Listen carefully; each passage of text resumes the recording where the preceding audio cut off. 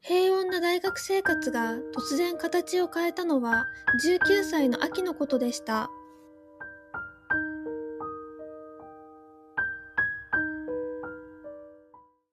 皆さんこんにちは、魔法使いリリです。今回は前回の高校生の頃のお話の続きで、大学生の頃の話をしていきたいと思います。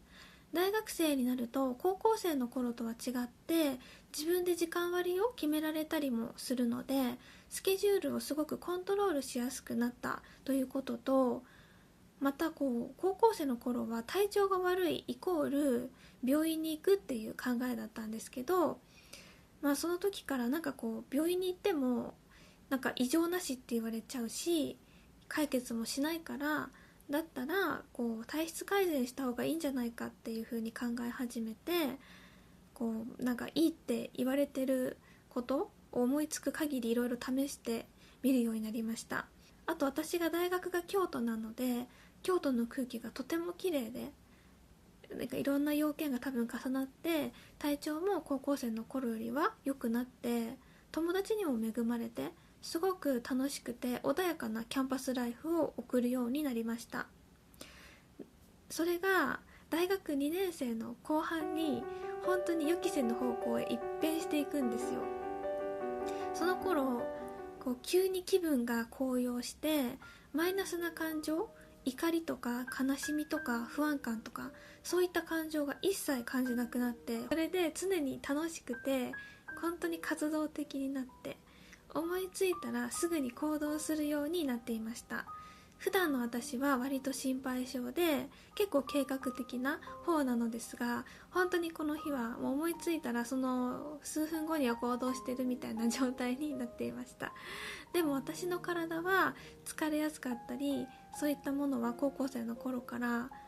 いろんな工夫で多少マシになったとはいえどもね、まだまだ無理は効かなくて、全然体がついてこなくて、メネール病を発症してしまいました。週に1回ぐらいもうめまいと吐き気で朝ベッドから起き上がれなくなってしまうみたいなことがよく起こるようになって、もう自分の気分の高揚が本当制御不能で、なんならこのめまいとか吐き気があってももう気分が上がってるから動きたいんですよ。でもすごいひどいと動けないので、寝とくしかないんですけど、で本当にお酒を飲んでハイテンションになる方がいると思うんですけど、そんな感じの状態がもうずっと続くみたいな、そんな状態でした。そんな状態なので、普段の自分ならしないようなこととかを、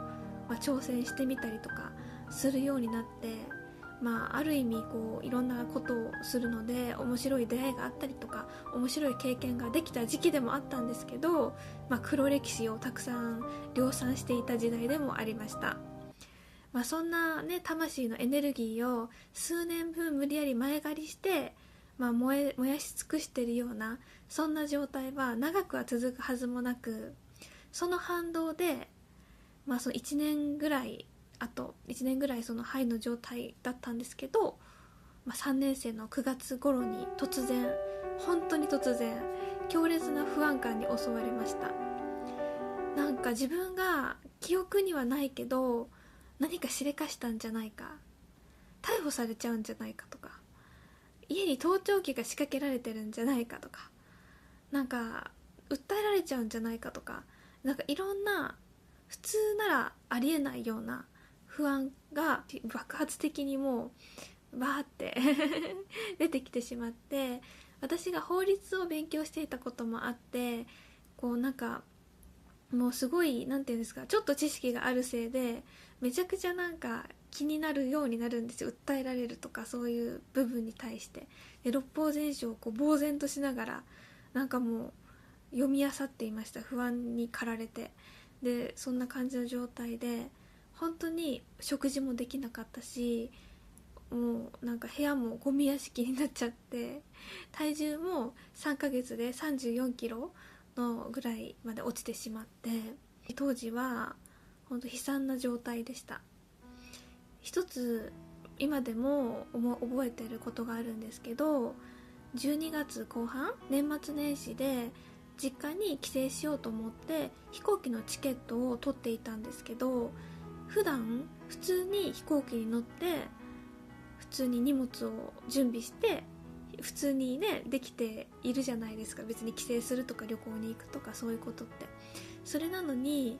急に自分がどうやって荷物を詰めたらいいのかも、何を詰めたらいいのかも、どうやって飛行機空港まで行ったらいいのかも分かんなくなってしまって、でそれでもうパニックになってしまって、私が本当に何をしていればいいのか分かんないんですよ。びっくりするぐらいで、母に電話をかけて、でそれで一生懸命荷物を詰めてどうにか向かったことを、空港にたどり着いたことをね、今でもすごく覚えています。でもこのような本当に大変な状態が実は母との関係を変えたきっかけでもありました。私は幼少期の頃からちょっと家庭環境の問題とかもあって、こう表面上はすごく仲は良かったんですけど、ただなんかこう自分の気持ちを、本当の気持ちを言えてなくて、でそれが、こんな状態なのもあって、もう本当に情緒不安定だったと思うんですけど、もうなんかそういうドロドロとしたこと、過去の話とかも含めてすごく話せるきっかけになりました。それでちょっとこの頃に母との関係が良い方向に変わったような気がします。でそんなこんなですごく、うつ状態みたいな、不安症みたいな状態で大変な状況だったんですけど、これはね母が見つけてくれたんですが、整体でうつが治るというか、うつにいいという情報を見つけて、京都でこううつとかこう精神的なそういうなんか不調の専門の整体があったんですよ。でそこに、行ってみることにしたんです。もう本当に藁にもすがる思いで。でそしたらなんかこう首の部分が一番なんかこう感じたんですけど、こうなんかスーッとなんか血液、リンパ、なんか何かがこうスーッと通って呼吸が深くなって、本当に気分が落ち着くんですよ、そこの整体に行くと。でそれを一番最初は1日しか持たなかったとしても、気分の落ち着きが何回か通っていくうちにどんどん3日持つようになって、1週間持つようになってとかで良くなっていくっていう感覚がすごくありました。さらにそこの整体の方にこう食べてうつ抜けっていう本をね勧められて、でそれで、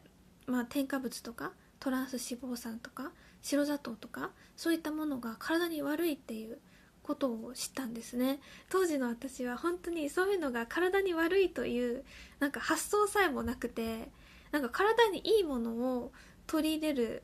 ことばっかりに意識がいっていて、本当に悪いものをまず排除しないとあんまり意味ないじゃないですか。そっちが一番大事じゃないですか。それなのにそこを分かってなかったから、その本がすごく目から鱗で、それを知った瞬間にもうこの添加物とトランス脂肪酸と白砂糖をとにかくやめるって決めました。でそれでそれやめるって決めたら結構お料理をしなきゃいけないので、私ほんまに料理とかもしたことがなかったんですけど、もう包丁を持ってね料理を始めました。そしたらもう料理がすっごい楽しくて、なんかものすごい夢中になったんですよ。でそれで、料理にも夢中になって食も改善されて、でそういうね、なんか体に悪いものを避けるべきだっていうなんか発想も、そういう考えもね、なんか本当新たな発見で、